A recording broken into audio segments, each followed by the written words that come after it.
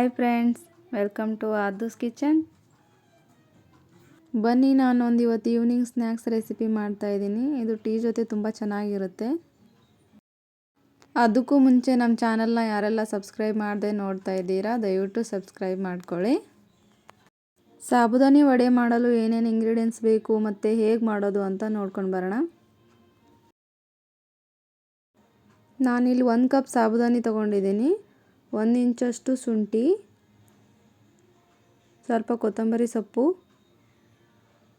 4ರಿಂದ 5 ಹಸಿಮೆಣಸಿನ್ಕಾಯಿ, ಕರಿಬೇವು ಸೊಪ್ಪು, ರುಚಿಗೆ ತಕ್ಕಷ್ಟು ಉಪ್ಪು, 1/4 ಟೀ ಸ್ಪೂನ್ ಜೀರಿಗೆ, 1/4 ಕಪ್ ಆಗೋಷ್ಟು ಕಡಲೆಬೀಜ, 2ರಿಂದ 3 ಆಲೂಗಡ್ಡೆನ ಬೇಯಿಸಿಟ್ಕೋಬೇಕು, ಕರಿಯಲು ಎಣ್ಣೆ.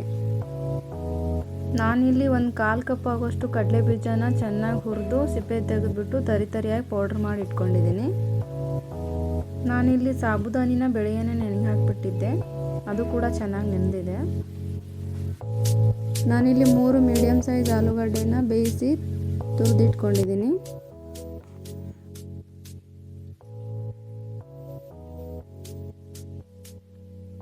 ಚೆಂದ ಕಟ್ ಮಾಡ್ಕೊಂಡಿರೋ ಹಸಿಮೆಣಸಿನ್ಕಾಯಿ, ಕರಿಬೇವು ಸೊಪ್ಪು, ಚಿಕ್ಕದಾಗಿ ಕಟ್ ಮಾಡ್ಕೊಂಡಿರೋ ಶುಂಠಿ, ಕೊತ್ತಂಬರಿ ಸೊಪ್ಪು, 1/4 ಟೀ ಸ್ಪೂನ್ ಜೀರಿಗೆ, ರುಚಿಗೆ ತಕ್ಕಷ್ಟು ಉಪ್ಪು, ಬೇಯಿಸಿ ಸ್ಮ್ಯಾಶ್ ಮಾಡಿ ಇಟ್ಕೊಂಡಿರೋ ಆಲೂಗಡ್ಡೆನ ಹಾಕೋತಾ ಇದ್ದೀನಿ. ತರಿಯಾಗಿ ಪೌಡ್ರ್ ಮಾಡಿ ಇಟ್ಕೊಂಡಿರೋ ಕಡಲೆಬೀಜದ ಪೌಡರ್ನ ಹಾಕ್ಕೊಳ್ಳಿ. ಕಡಲೆಬೀಜದ ಪೌಡರ್ ಹಾಕೋದ್ರಿಂದ ಟೇಸ್ಟು ತುಂಬ ಚೆನ್ನಾಗಿರುತ್ತೆ. ಇದೊಂದು ಮೇನ್ ಇಂಗ್ರೀಡಿಯೆಂಟ್ಸ್ ಅಂತಲೇ ಹೇಳ್ಬೋದು. ಇಷ್ಟಿದ್ರೆ ಸಾಕು. ಅಷ್ಟರಲ್ಲಿ ಎಣ್ಣೆ ಕಾಯಕ್ಕೆ ಇಟ್ಕೊಳ್ಳೋಣ.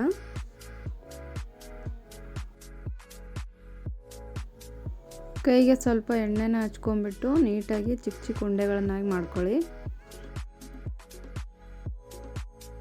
ಇದನ್ನ ರೌಂಡಾಗಿ ಕ್ರ್ಯಾಕ್ ಇಲ್ದಂಗೆ ವಡೆ ಥರ ತಟ್ಕೋಬೇಕು.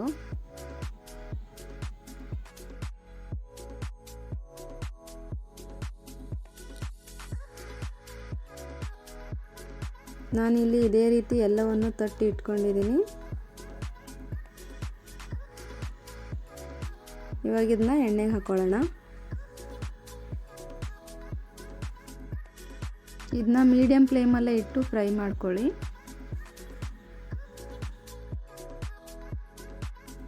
ಸಾಬುದಾನ ವಡೆ ಅಂದರೆ ನನಗಂತೂ ತುಂಬಾ ಇಷ್ಟ. ಸಾಯಂಕಾಲ ಮಕ್ಕಳು ಸ್ಕೂಲಿಂದ ಬಂದಮೇಲೆ ಈ ಥರ ಮಾಡಿಕೊಟ್ರೆ ಮಕ್ಕಳು ಕೂಡ ತುಂಬ ಇಷ್ಟಪಟ್ಟು ತಿಂತಾರೆ. ಇದನ್ನು ತುಂಬ ಬೇಗ ಕೂಡ ಮಾಡ್ಕೋಬೋದು. 2 ಸೈಡು ನೀಟಾಗಿ ಗೋಲ್ಡನ್ ಕಲರ್ ಬರೋವರೆಗೂ ನೀಟಾಗಿ ಫ್ರೈ ಮಾಡ್ಕೊಳ್ಳಿ. ನೋಡಿ, ಇದು ನೀಟಾಗಿ ಫ್ರೈ ಆಗಿದೆ, ತೆಗಿತಾ ಇದ್ದೀನಿ. ನೋಡಿ ಎಷ್ಟು ಚೆನ್ನಾಗಿ ಕಲರ್ಫುಲ್ಲಾಗಿ ಕಾಣಿಸ್ತಾ ಇದೆ. ಫ್ರೆಂಡ್ಸ್, ನೀವು ಒಂದ್ಸಲ ಮನೇಲಿ ಟ್ರೈ ಮಾಡಿ ಹೇಗಿತ್ತು ಅಂತ ಕಾಮೆಂಟಲ್ಲಿ ತಿಳಿಸಿ. Thank you.